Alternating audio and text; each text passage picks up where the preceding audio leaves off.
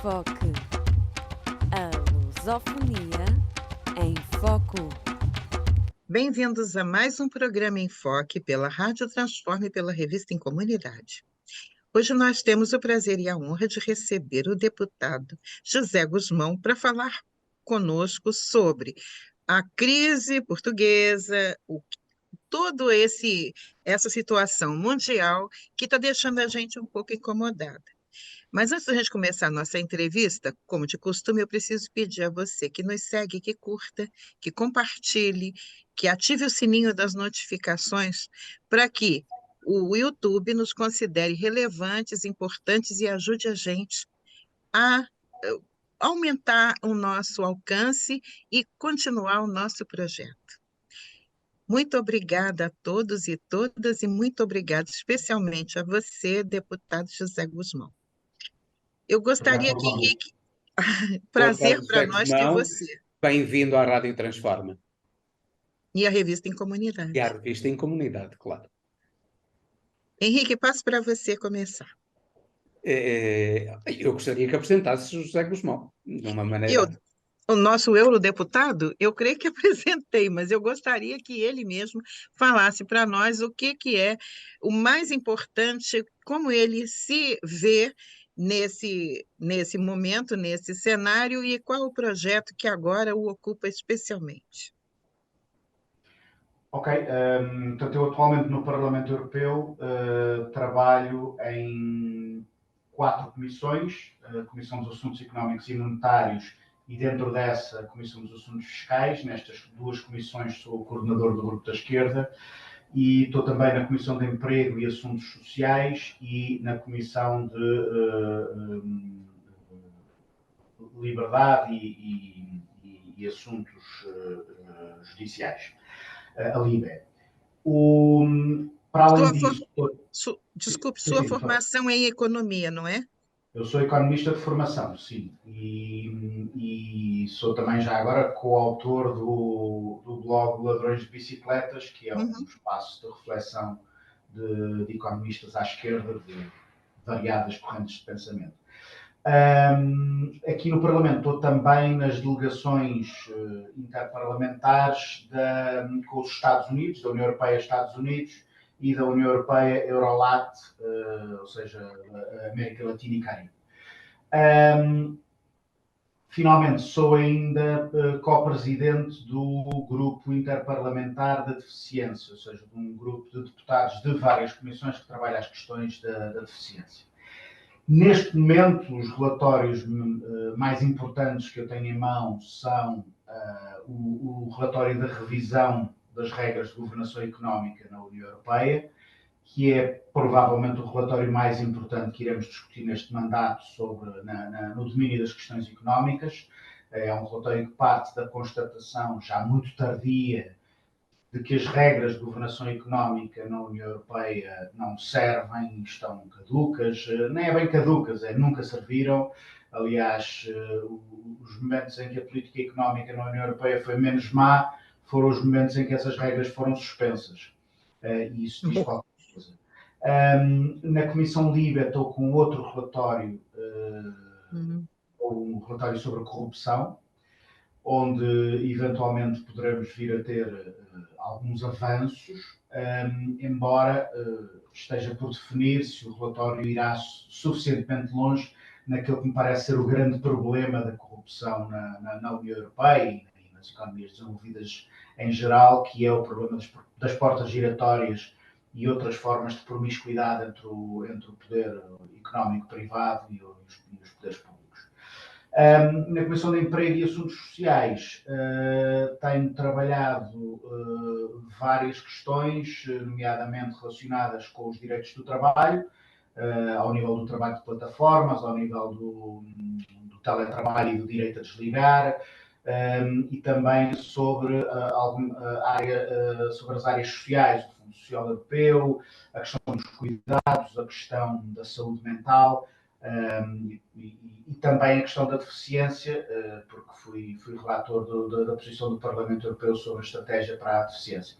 Enfim, isto é um resumo rápido das coisas que e não é pouco, não é pouco. Tem muito por onde se coçar, tem muito por onde se coçar. Então eu começo por fazer a primeira pergunta, entrando nos temas que nós queríamos abordar. E começo por aquilo que nos disse, começo pela Europa. A Europa, neste momento, está a ter um avanço da direita. Vemos que a direita não só está a avançar por todo o mundo, mas triunfou ainda recentemente na Holanda, está a crescer muito em Portugal, está a crescer na Alemanha. O que é que se está a passar para que a direita esteja a crescer como está? Bom, eu penso que, para lá dos ciclos políticos que a União Europeia tem tido, existe um enviesamento nas políticas europeias, no próprio processo de integração europeia e de construção europeia. Aliás, mais do que um enviesamento, desde logo um enviesamento sobre aquilo que se decidiu integrar, ou seja, transformar em competência europeia, e aquilo que se decidiu que devia continuar competência nacional. E, portanto, os Estados-membros perderam o controle da política monetária e da política cambial, mas, por exemplo, não perderam em parte o controle da política orçamental, mas não perderam, por exemplo, o controle sobre a política fiscal, que neste contexto acaba por se tornar um presente envenenado, porque os países, não dispondo de um conjunto de instrumentos de política económica que normalmente estão ao alcance de Estados soberanos, o ajustamento destas economias passou a fazer-se, sobretudo, através da política dos salários e também através da política dos serviços públicos. E em ambos os casos, no sentido de prejudicar as pessoas que vivem do seu trabalho e que vivem ou do seu salário direto, digamos assim, dos seus salários, ou, enfim, das pensões como salário, como contribuições resultantes também do seu salário, ou dos serviços públicos, do que aquilo que se chama, numa certa tradição de pensamento económico, o salário indireto. E em menor grau, também através da competição na fiscalidade, aqui, sobretudo na fiscalidade sobre as empresas multinacionais em que temos assistido a uma grande corrida para o fundo. Ora, este problema, o problema do que alguns economistas chamam o enviesamento deflacionista na integração europeia, tem originado crises sociais cada vez mais graves, em particular na periferia das economias da União Europeia. E há aqui realidades diferentes. Aliás, uma revista com um nome parecido com o da vossa rádio, a revista Transform, promoveu recentemente um debate em que eu participei sobre um estudo muito interessante que comparava as periferias do sul da Europa, do sul ocidental da Europa, e as periferias dos países de leste, como tendo alguns pontos em comum e alguns pontos contrastantes. Mas, de uma forma geral, existe uma tendência para a desvalorização do trabalho no processo de integração europeia e para a degradação dos estados sociais e dos serviços públicos. Ora, tudo isto cria um caldo cultural que favorece o crescimento da extrema-direita e de narrativas que encontram diferentes botes expiatórios. E aqui há muita variação de país para país, de acordo com as próprias realidades nacionais específicas.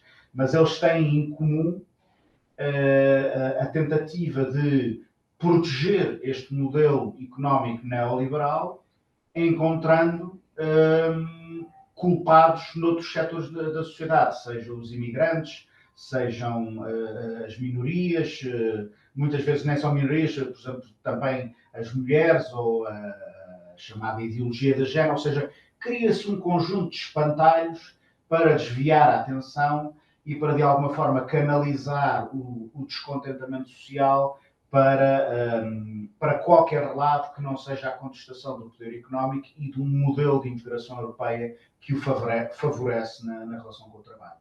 Olha, Isso, eu queria pegar daí, porque me preocupa principalmente o crescimento da xenofobia. O Instituto Português apontou o crescimento nesses últimos anos, nesses últimos 4 anos, em 505%. E me preocupa também a questão, você também é ligado à inclusão, né, das pessoas com deficiência, e isso lembra muito um processo de eugenia, né? A gente parece que idealiza uma população, então é um projeto da extrema-direita. E eu não vejo uma reação à altura da parte da Europa, porque a gente, quando está fora da Europa, a gente tem a impressão que a gente está, bom, o primeiro mundo vai reagir a isso, não vai cair nisso de novo. Isso já aconteceu, já estão, de certa forma, vacinados. Mas não é o que se apresenta. A gente continua cometendo os mesmos erros.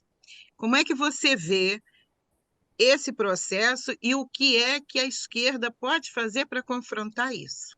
Bom, eu estou muito de acordo, ou seja, eu acho que é um bocadinho chocante olhar para a forma como a União Europeia caiu em cima de países que enfrentavam dificuldades económicas e sociais, em particular quando esses países procuraram implementar respostas diferentes e provavelmente mais justas, mais igualitárias. Ainda nos recordamos do que aconteceu à Grécia quando procurou trilhar outro caminho. E quando comparamos isso com a passividade com que as instituições europeias lidaram com governos que puseram em causa direitos absolutamente fundamentais, aliás, direitos consagrados nos tratados. Portanto, a União Europeia foi mais dura com países que falharam em algumas décimas os seus objetivos do déficit do que com países que puseram em causa direitos fundamentais da União. E isso diz-nos qualquer coisa sobre o tipo de integração que efetivamente construímos e sobre o que é valorizado pelos poderes europeus. É por isso que me parece que, independentemente do combate que é preciso fazer nas instituições europeias, as grandes respostas de resistência que vão ser dadas ao processo de integração europeia, tal como ele tem evoluído, são respostas nacionais. E são respostas que a partir das soberanias nacionais ponham em causa, questionem o rumo que a integração europeia tem levado e as muitas promessas de prosperidade e de convergência económica e social que têm ficado por cumprir. E eu acho que esses projetos podem ser bem-sucedidos, ou seja, se ao nível das instituições europeias tem sido muito difícil travar uma deriva ultraliberal que agora começa também a ter outro tipo de declinações, ou seja, a política europeia para as migrações, a xenofobia europeia, já não é um património da extrema-direita. É a política do mainstream na União Europeia, é uma política maioritária nas instituições europeias. E, portanto, já não dá para falar disto como se fosse um património exclusivo das formações da extrema-direita. Atualmente é a política da Comissão, que vai fazer um tratado... Como está a trabalhar o relatório sobre a governação europeia, quais são as duas posições em confronto? Normalmente, o Partido Popular Europeu e a esquerda europeia. Bom, infelizmente, se a divisão fosse essa, eu penso que poderíamos estar com um cenário mais favorável. Pois. Mas, infelizmente, eu diria que há dois grupos, que é o nosso grupo, o grupo da esquerda e o grupo dos verdes, que estão alinhados em torno de uma perspectiva que é a de que... Sim, explica essa perspectiva. E eu vou explicar. Ou seja, basicamente, eu diria que estão em causa três grandes questões. Em primeiro lugar, qual é que é o papel que os Estados-membros têm para definir as suas estratégias económicas, orçamentais, neste caso estamos a falar especificamente de estratégias orçamentais. Em segundo lugar, qual é que é o indicador através do qual vamos avaliar essas estratégias orçamentais. E em terceiro lugar,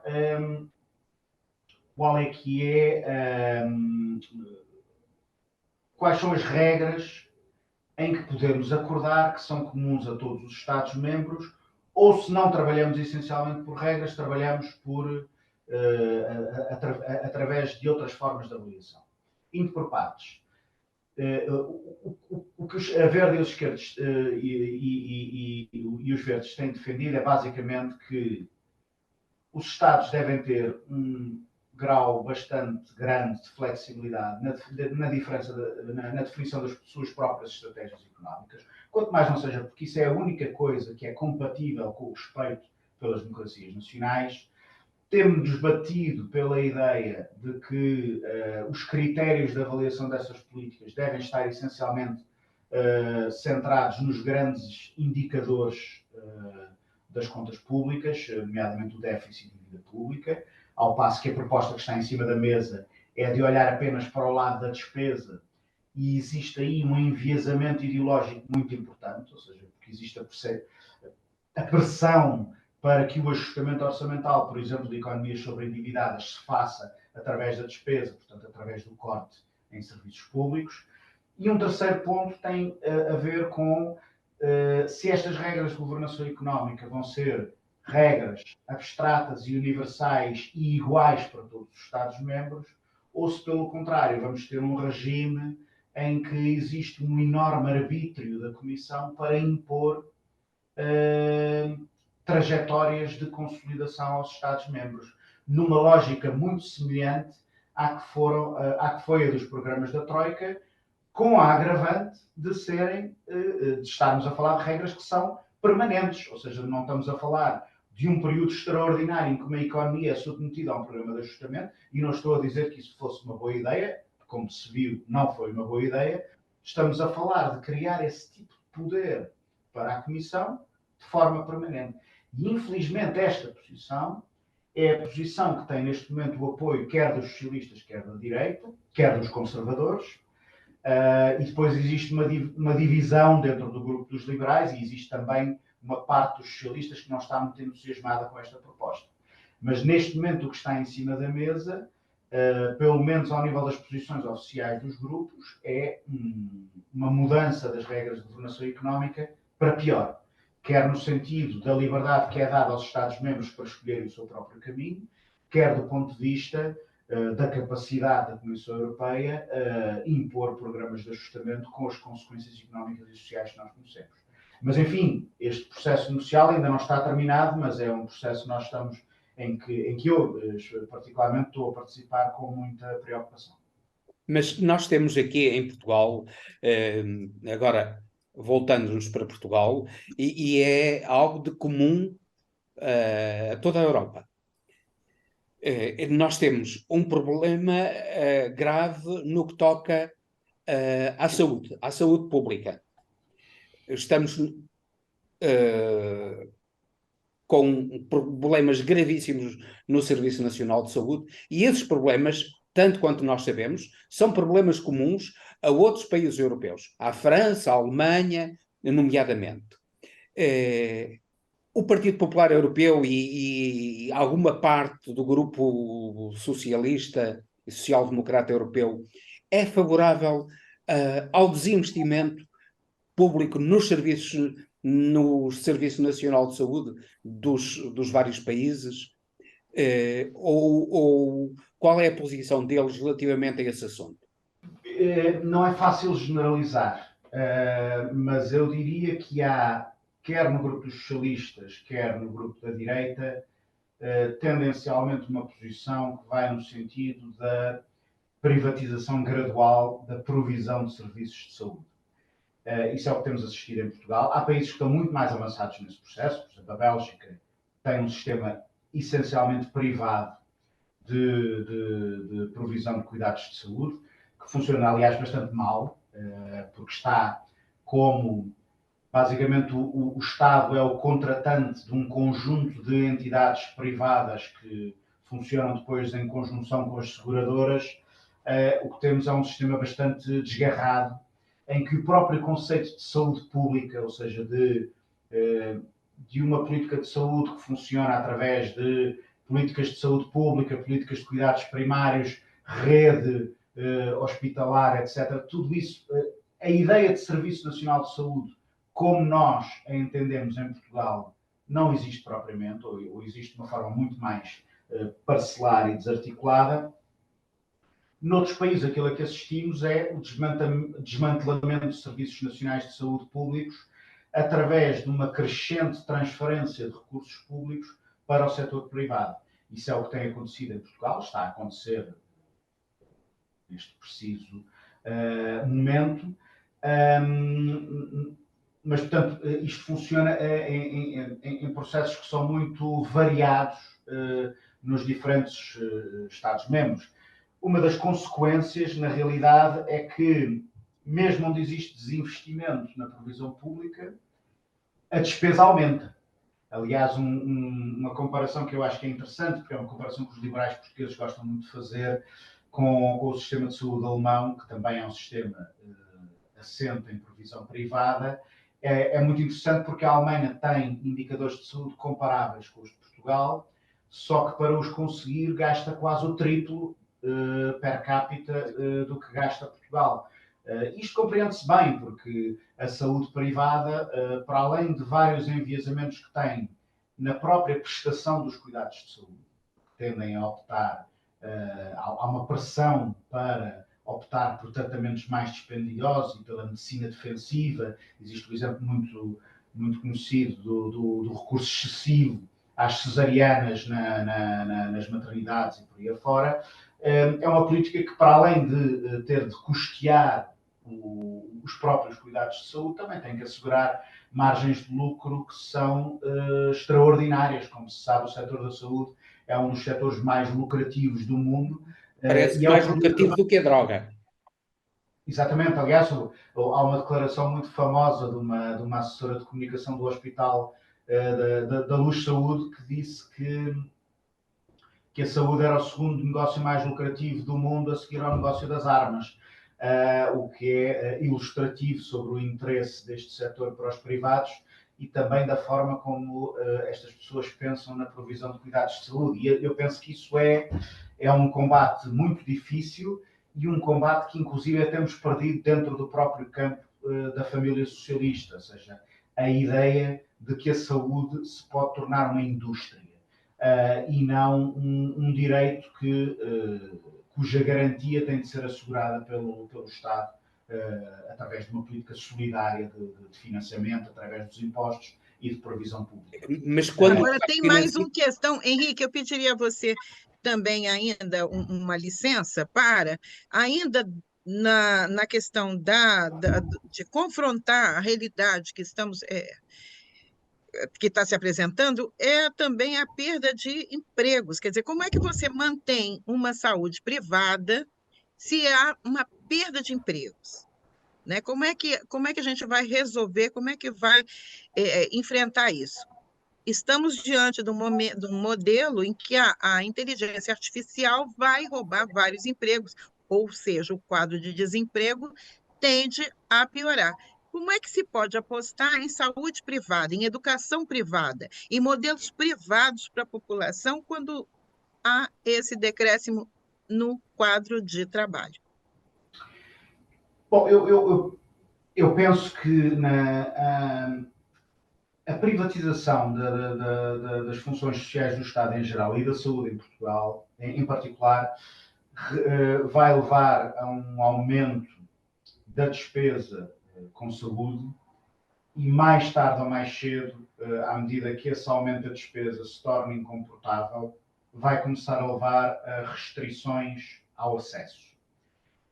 Seja a restrição pelo preço, seja a restrição pela incapacidade da rede pública de dar resposta. E aí vamos começar a assistir a uma espécie de dualização no acesso aos cuidados de saúde. Uma parte da população que tiver condições para aceder à medicina privada, e não falo aqui da medicina privada contratualizada com o Estado, estou a falar da medicina privada tout court, e o Serviço Público de Saúde, o Serviço Nacional de Saúde, ficará cada vez mais dedicado aos setores mais pobres da população e cada vez mais depauperado, do ponto de vista de meios, do ponto de vista de recursos. O que é preocupante, Claro não que é? combina José Guzmão, cenário de nós aumento do temos. desemprego, E as combina. doenças graves? E as doenças de tratamento prolongado, como o câncer ou cancro, como vocês dizem aqui, e outras que exigem um tratamento caríssimo e que não há como a rede particular, a rede privada bancar. Como é que tem que se pensar nisso, não é? Ou vamos condenar todo mundo, quem não tem condição de Bom, manter? todos os modelos privados de saúde custam vidas humanas. Pois, Um pouco por todo lado, nós temos o exemplo mais radical, digamos assim, que é o nos modelo dos Estados Estados Unidos, né? Unidos. Ui, Depois temos modelos de economias muito ricas que podem gastar muito em saúde e manter, digamos assim, mínimos aceitáveis de provisão de cuidados de saúde, mesmo tendo optado pelo modelo de provisão privada, mas em economias com as características da economia portuguesa, o mais provável é uma crescente degradação do acesso aos cuidados de saúde pela parte mais pobre da população, que depois se vai começando a manifestar no falhanço do sistema de saúde. E o falhanço do sistema de saúde é a incapacidade, o aumento do número de mortes evitáveis por incapacidade de resposta. É por isso que a saúde é um dos grandes combates sociais que nós vamos ter pela frente durante os próximos anos. já não está passando da hora de investir em saúde preventiva? Bom, a questão da saúde preventiva é uma questão muito, muito interessante, porque é uma política que é característica do modelo de provisão pública dos cuidados de saúde. Ou seja, o Estado é bem conhecida a ideia de que cada euro gasto em saúde é mais eficiente quanto mais cedo no chamado ciclo da doença for gasto. E desse ponto de vista, o investimento em saúde pública é o mais eficiente de todos, porque resolve os problemas antes deles acontecerem, digamos assim. E a seguir está a rede de cuidados primários, etc, etc. E quando nós chegamos às fases posteriores do ciclo da doença, é onde a despesa é menos eficiente, mas é onde a despesa é mais lucrativa. E temos um problema bicudo, é que uma das consequências da privatização dos cuidados de saúde é, a regra geral, uma perda de peso da saúde pública, da rede de cuidados primários, e um aumento do peso de tudo o que sejam doenças crónicas, tratamentos de longo prazo e por aí fora. Aliás, isto coloca também questões interessantes do ponto de vista da indústria farmacêutica e do papel que o Estado tem que começar a ter, não apenas na investigação, mas também na provisão ao nível da indústria do medicamento. E há economistas que têm falado sobre esse assunto, sobre o enviesamento que existe nas prioridades de investigação da indústria farmacêutica, por oposição à investigação que é feita por entidades públicas, que, aliás, é o grosso da investigação, pelo menos da investigação fundamental feita na área da saúde. Eu queria agora voltar para Portugal, para as sondagens que têm saído nos vários órgãos de comunicação social e que dão uma baixa de intenções de voto na esquerda, até considerando como esquerda o Partido Socialista. Porque é que, por exemplo, o Bloco de Esquerda, que já esteve muito além da direita tradicional, e o Partido Comunista e os Verdes, que o Partido Ecologista dos Verdes está associado ao Partido Comunista, na CDU, porque é que eles têm tão baixas intenções de voto, apesar da crise tão grande que há em áreas tão importantes como a saúde, como a educação e como a habitação? Bom, eu acho que há um falhanço nas políticas do Partido Socialista que é anterior. Eu acho que é preciso separar aqui, apesar de tudo, dois efeitos. Há um efeito de fadiga com as políticas económicas e sociais do governo de António Costa, sobretudo a partir da geringonça. Convém lembrar que no final dos 4 anos da geringonça a esquerda fortaleceu-se em relação às eleições anteriores à geringonça, e é só depois de 2019 que começa efetivamente a haver um enfraquecimento da esquerda no seu conjunto. E a maioria absoluta do António Costa faz-se, sobretudo, à custa dos partidos à sua esquerda. A queda abrupta que existe agora nas intenções de voto é, sobretudo, o resultado da queda do Partido Socialista. Ou seja, as sondagens apontam para uma estabilização do PCP, uma estabilização em baixa, reconhecidamente, mas todas as sondagens apontam para um aumento na votação do Bloco. O problema é que o aumento da votação do Bloco não compensa a queda da votação no Partido Socialista.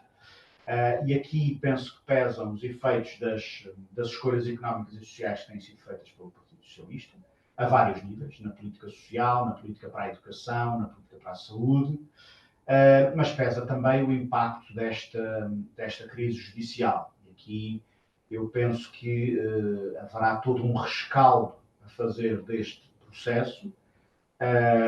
Eu fiquei muito preocupado com as declarações que fez a Procuradora-Geral da República, dizendo que não é responsável por coisa nenhuma. Eu acho que isto é uma coisa que a Procuradora-Geral da República não pode dizer.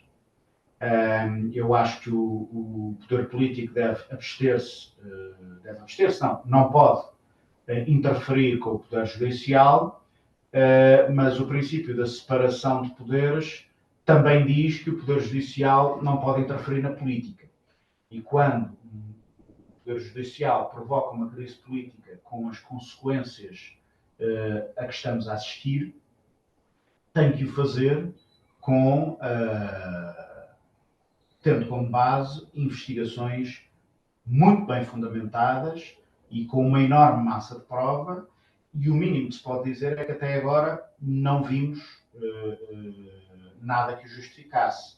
E, portanto, sim, a Procuradora-Geral da República tem que explicar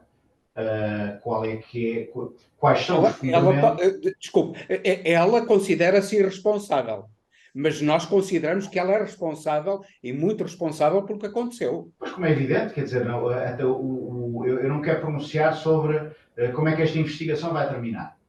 Porventura serão encontradas provas que justifiquem as consequências políticas disto tudo, e é verdade que já vieram a público indícios que inclusive foram reconhecidos pelos próprios, como o caso dos 75 mil euros no gabinete de Vítor Scária, que por si só teriam tremendas consequências políticas. Estamos a falar do chefe de gabinete do primeiro-ministro.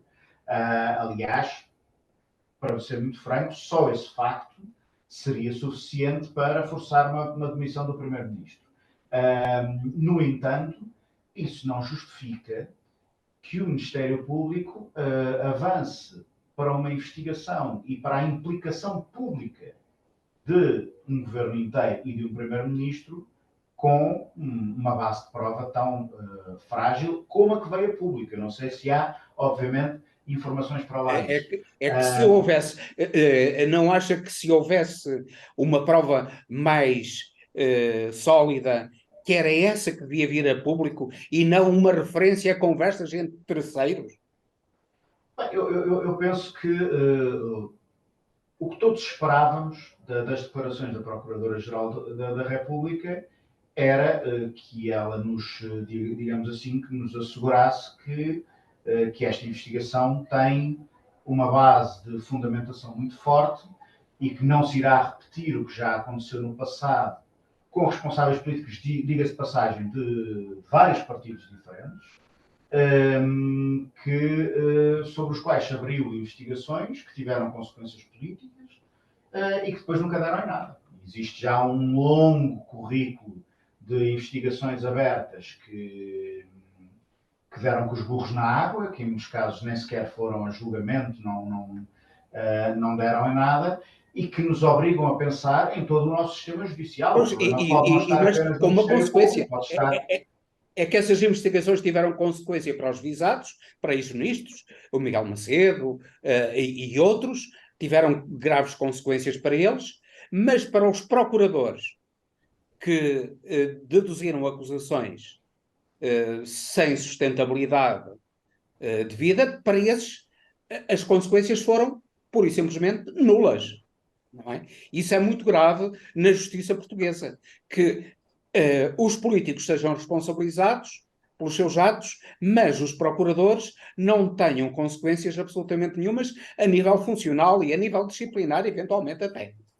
Porque há uma teoria, poderá considerar-se uma teoria da conspiração, mas não sei até que ponto, e eu gostaria de encerrar esta conversa, até porque já vamos adiantados na hora, sobre o seguinte, é que diz, o lítio daria à Europa o lítio português daria à Europa uma independência relativamente ao lítio vindo de outros países. Que o hidrogênio verde daria também à Europa uma independência energética muito importante e uma capacidade de competição, nomeadamente da indústria alemã, que é o motor da Europa, da Holanda, teriam grande capacidade de competição a nível internacional. Que o centro de dados daria a Portugal um lugar privilegiado nas novas indústrias. O sistema económico português é baseado não em verdadeiras indústrias, mas naquilo que chamamos montadoras. A Auto Europa não é uma verdadeira indústria, é uma montadora. Não é? Faz montagem de carros. E aquilo que o data center fazia era precisamente colocar-nos na vanguarda. E há outros países que o querem. Poderemos suspeitar que há aqui um envolvimento de interesses terceiros neste problema que Portugal, nesta crise que Portugal está a sofrer. Não parece, sinceramente. Eu acho que o problema é um problema mais limitado ao nosso sistema de justiça e à forma como se pensa a relação da justiça com a política, nomeadamente com quem acha que tem uma certa perspectiva justicialista no exercício de funções públicas. Embora a questão da política industrial nacional e europeia seja, obviamente, um tema de grande controvérsia, e há uma coisa que é verdade: o facto dos Estados de terem empreendido processos de desindustrialização, mas também, diria eu, sobretudo, de destruição de empresas públicas estratégicas em vários setores decisivos do ponto de vista da política industrial, e Portugal é um ótimo exemplo desse ponto de vista. Nós tínhamos, por exemplo, a PT, que era um dos grandes centros de qualificação e inovação do país, privatizámos e rebentámos com ela, privatizámos todo o nosso setor energético, privatizámos várias empresas no setor da indústria que depois foram desmanteladas ou quase, e todo esse processo que foi um processo de desindustrialização e privatização colocou-nos numa rota de desenvolvimento económico, aqui um amigo economista tornava Portugal um país em vias de subdesenvolvimento, que é muito difícil inverter e que acaba por ficar dependente de projetos privados muito apoiados pelo Estado, o que cria frequentemente lógicas de promiscuidade que são muito complicadas, mesmo quando os objetivos de política industrial até são legítimos. Depois, claro, há um outro debate que é o de saber se o lítio é o futuro da transição energética na Europa. E, por exemplo, os alemães já não estão muito para aí virados, os alemães estão a apostar já diretamente no hidrogênio, mas enfim, esse é um debate para uma outra conversa. Pois, mas o lítio é essencial, pelo menos continuará a ser para os computadores, para os telemóveis. Para muita coisa, com certeza. Pronto, e aí a Europa está completamente atrasada. Computadores e telemóveis, a Europa pura e simplesmente está afastada disso, não é? E era importante que investisse nessa área, e para isso o lítio seria importante. A Europa está a acordar agora para muitos dos erros que foi fazendo durante várias décadas. E do meu ponto de vista, acordou, mas continua a insistir nos mesmos erros que levaram à sua desindustrialização. Nomeadamente a privatização de setores essenciais. Nomeadamente isso. Nomeadamente isso. Muito obrigado, nós estamos a chegar ao fim, foi um prazer estar consigo e espero que voltemos a estar consigo mais uma vez. Teremos muito gosto em o ter aqui novamente na Rádio Transforma e na revista Em Comunidade. Muito obrigado, José Gusmão, foi um prazer estar consigo. Obrigado e pronto, e estarei disponível para conversas futuras com muita coisa para dizer e até à próxima. Obrigado. Muito obrigada, agradeço também o lado feminino aqui da rádio e agradeço especialmente a você que assistiu o vídeo até aqui, pedindo novamente que curta e que compartilhe, que se inscreva no nosso canal, caso ainda não o seja, e ative o sininho das notificações. Até o próximo programa em Foque, pela Rádio Transforma e pela Revista Em Comunidade.